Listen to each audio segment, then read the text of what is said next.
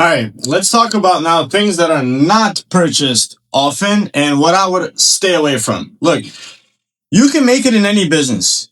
You literally can. Like, if you have the desire to do something in life, you can do it. There's just going to be a harder path. And once again, I'm treating sharks like you're somebody that has close to no money, in a lot of cases, no money.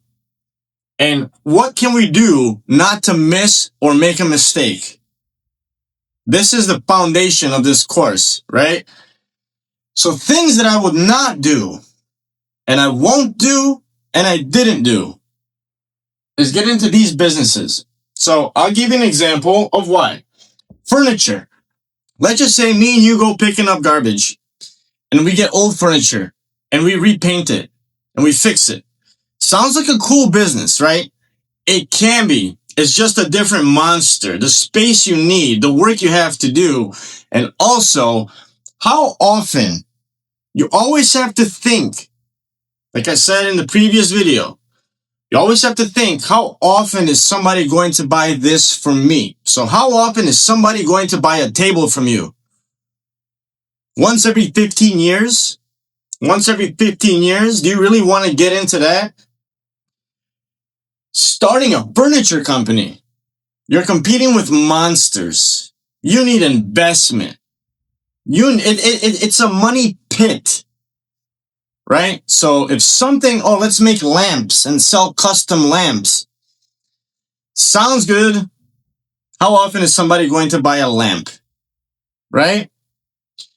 Toys, same thing. To create a toy, to create a product, to talk to somebody who's going to make it, to make a prototype, to pay engineers to make it. You need a machine to make a toy. Costs a lot. And then you're fighting against monsters. You are competing against monsters. I would not get into this business depending on what the toy is. Depending on what the toy is, right? Carpet, just an example.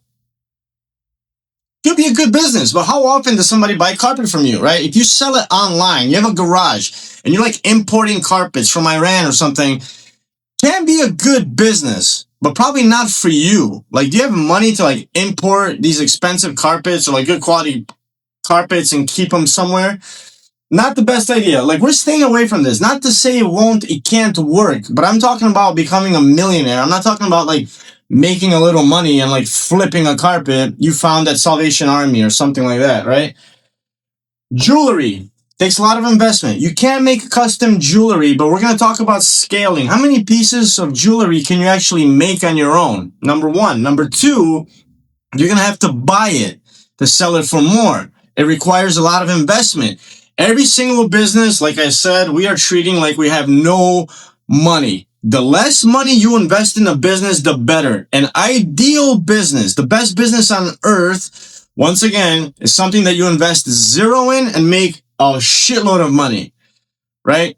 That's very hard in a lot of industries. You need to invest something, which is minimal, and people think it's a lot.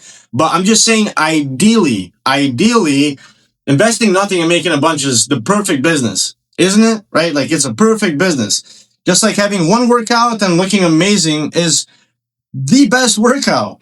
But sometimes you need to do other stuff, like you gotta do shoulders and all this stuff, right? So jewelry can work, but you need a massive social media presence, marketing presence, right? Super competitive, so on and so on. So this is what we are going to stay away from, right? Because we are going to make something that works a lot better and then something that we can scale. All right? That's what we're going to talk about next.